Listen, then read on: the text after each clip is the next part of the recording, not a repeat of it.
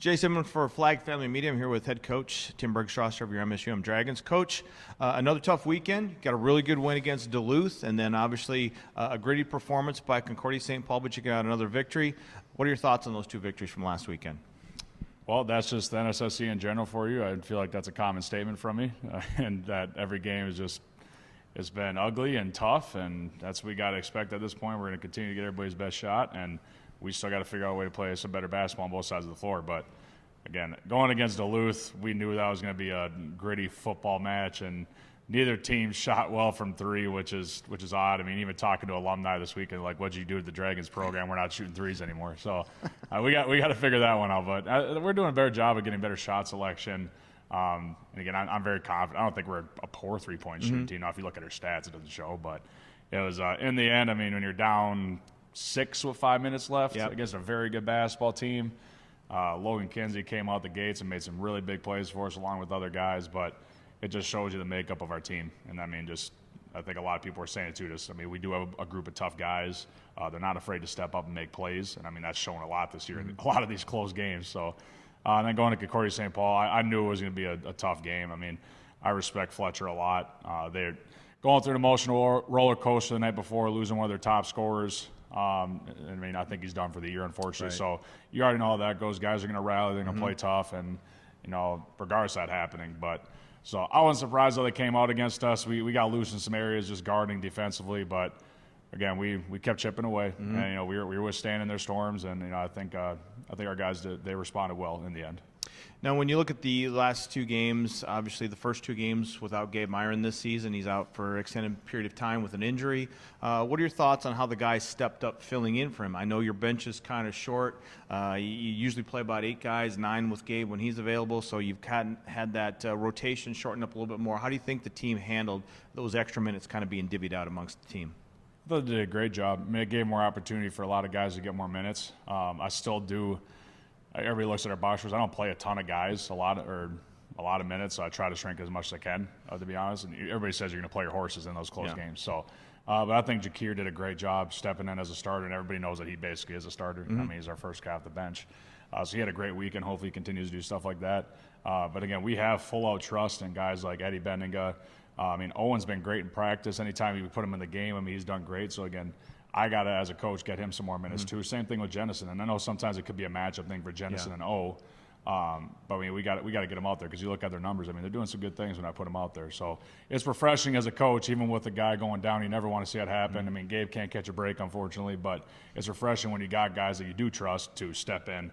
And it didn't seem like we missed a massive beat by any means on both sides of the ball. So it's that's just kind of what good basketball teams do. Guys that have each other's backs are ready to step up, and you know that's what we got to keep doing. Hopefully here soon. This last week, you know, it was brought to our attention. You had a nice article written about you by your hometown paper in St. Cloud. Obviously, you're a St. Cloud Apollo graduate. You went to St. Cloud State, played ball there. And so when I looked at that article and read it, obviously it's a great story. You got into coaching.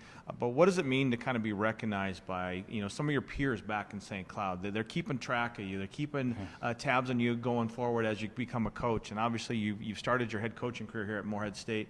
What does it mean to you to kind of be recognized by people back in your hometown? It's a big deal, and you know I really soak it in. I mean, it's been great for the family support. I mean, the success that we've had since I've been here and since I've been a head coach has been surprising to me. I'm not surprised, but I'm just grateful. I mean, you don't expect it to happen the way it has. So I give a lot of credit to the people in my life. I come from a great coaching tree with Kevin Schlegel, Chad Walthall, my high school coaches. I mean, I'm grateful. I mean, a lot. And I mean, even like when I was at River Falls, Wisconsin, with Jack Burkhoff. So as a coach, I mean, what more can you ask for? I mean, my parents have been outstanding with supporting me in my profession. My wife, you know, she's been great. So it's just all in just the circle of people I have around me. So I've always tried to just show up and do well where I'm at and see what happens after that. So, I mean, it seemed to work out so far, and I'm going to keep that mentality. Well, yeah, and I think it's always interesting when we go through life, and as you get older, you can look back and see that path you've kind of made to get to where you're at. And so, obviously, you keep going through day by day trying to get better at what you're doing. And obviously, you've become, you know, the personality, the leader, obviously, of this great team that is, you know, back-to-back NSIC tournament champions, trying to do more building on that.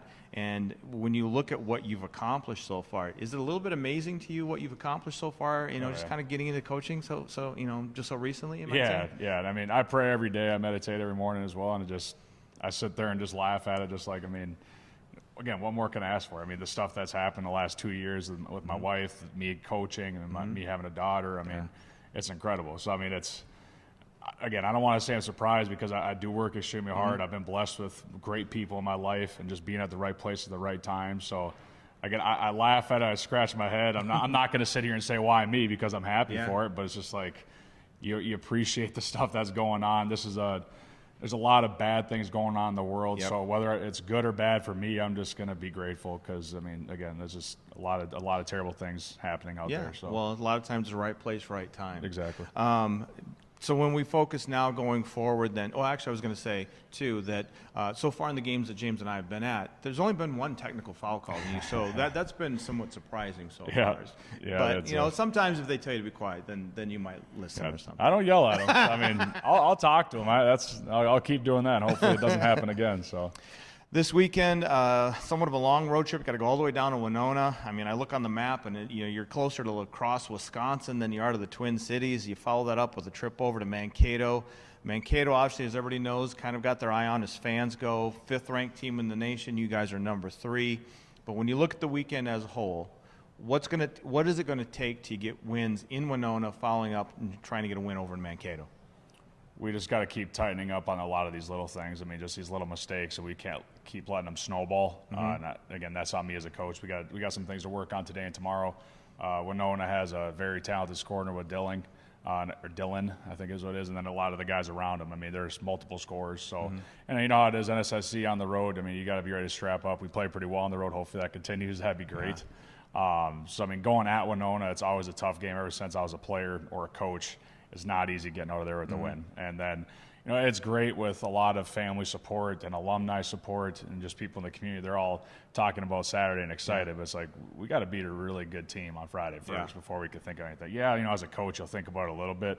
Like, I'm not BSing. Like, I'm not going to watch any film on Mankato until Friday night. And we'll see how it goes against Winona. So, but again, going against Mankato, they're as talented as they come. I mean, their deep as could be. I mean, you look at the season so far. I mean, you had a really tough game against Southwest State. They came up here. Then for maybe myself included, fans, you look at the next game against Sioux Falls, and you're like, okay, this is a team that's struggling to get to 500. If you get the win against Southwest, you're expecting as a fan to win the next night, but that's not the way it goes in the NSAC. No, The NSAC is super, super tough. Got to bring it every night. And also playing back-to-backs all the time in this conference, the way it's been set up for years. It's tough to do, especially bring that energy and kind of clean play, back-to-back nights. Yeah, for sure. Well, Coach, it's one of those things where we're going to be there on Saturday. We look forward to getting down to Mankato. It'll be our second trip to Mankato for the radio broadcast. We're there for football. We look forward to watching you guys there. Best of luck this weekend. Safe travels.